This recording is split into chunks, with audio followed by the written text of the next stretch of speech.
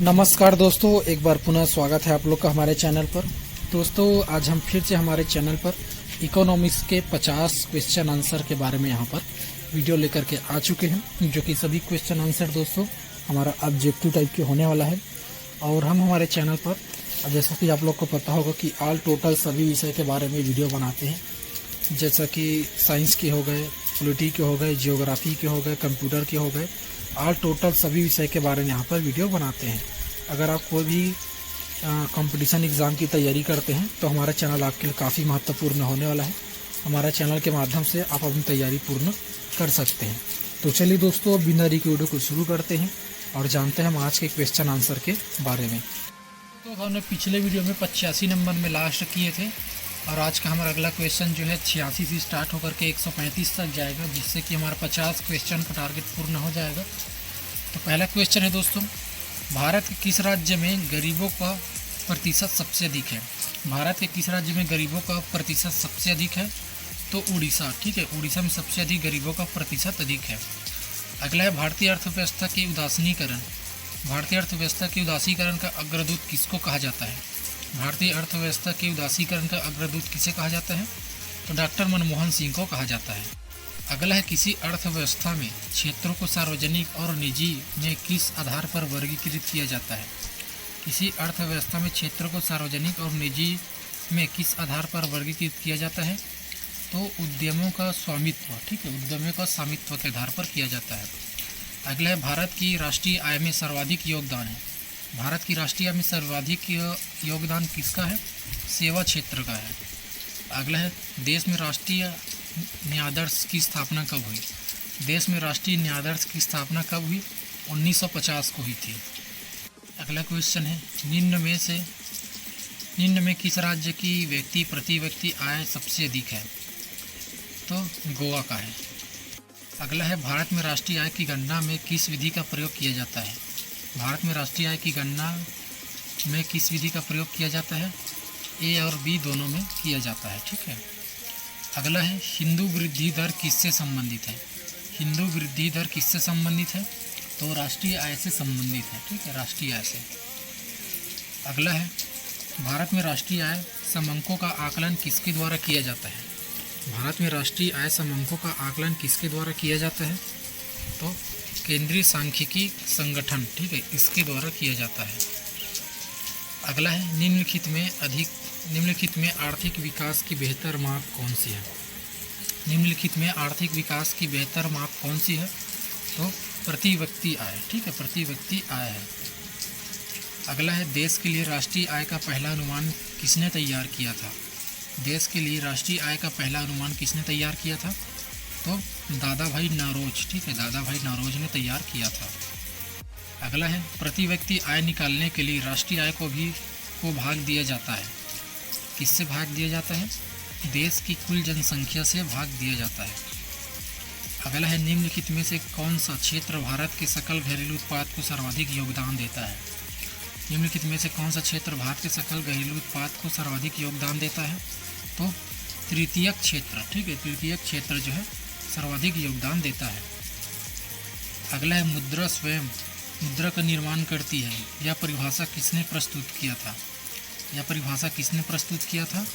तो क्रोमर। ठीक है, क्रोमर ने प्रस्तुत किया था। अगला है, ग्रेसम का नियम निम्नलिखित में से किससे संबंधित है? ग्रेसम का नियम निम्नलिखित में से किससे संबंधित है? तो मुद्रा के प्रचलन। ठीक है, मुद्रा के प्रचलन से संबंधित है। अगला है, किन देशों की मुद्रा प्रायः हार्ड करेंसी होती है? किन देशों की मुद्रा प्रायः हार्ड करेंसी होती है? तो विकसित देशों की। ठीक है, विकसित देशों की मुद्रा हार्ड कॉपी होती है। अगला है, ऐसी विदेशी मुद्रा जिसमें शीघ्र पलायन कर जाने की प्रवृत्ति हो वह कहलाती है। तो वह क्या कहलाती है?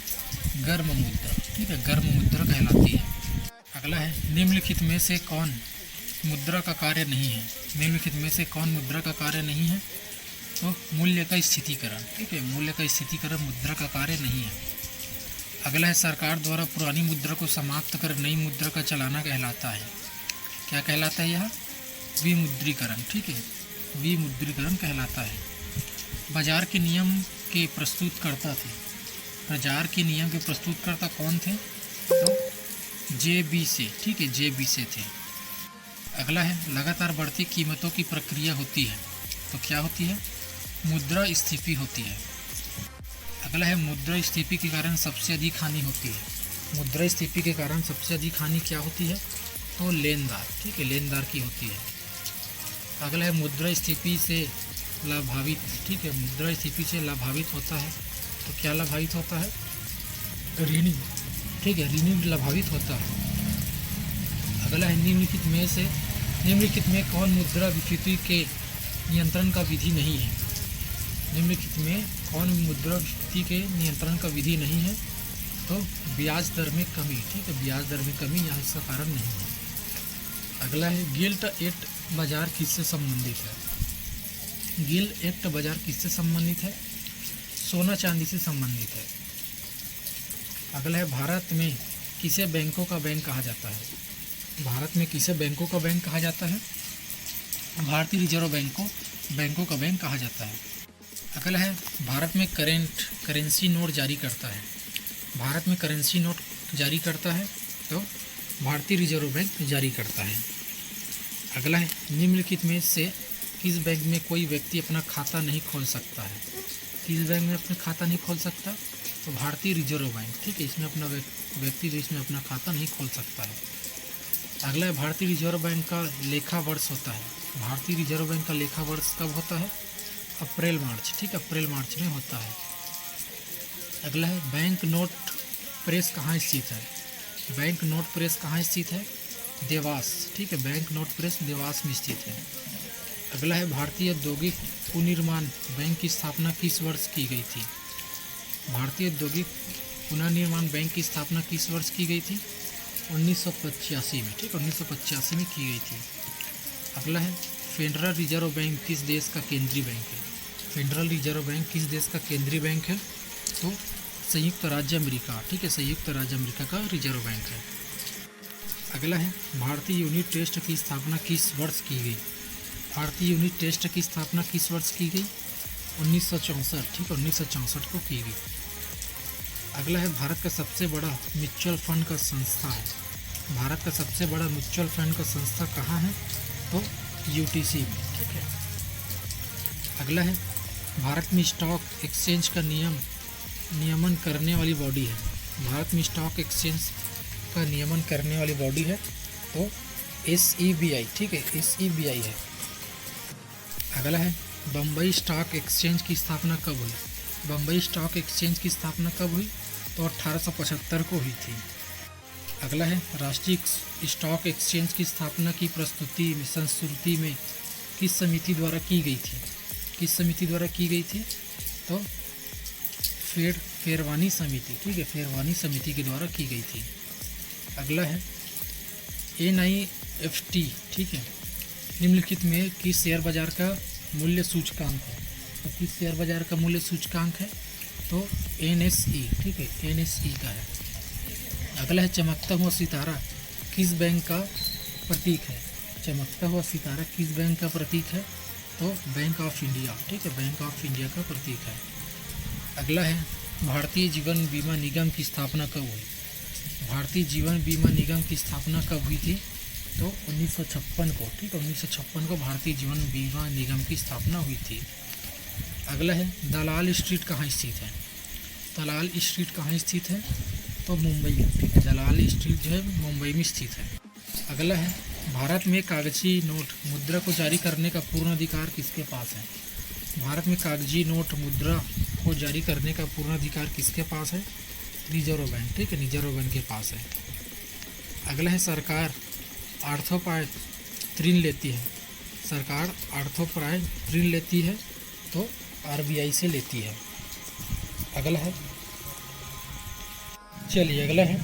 निम्नलिखित भारतीय बैंकों में से कौन सा एक राष्ट्रीयकृत बैंक नहीं है?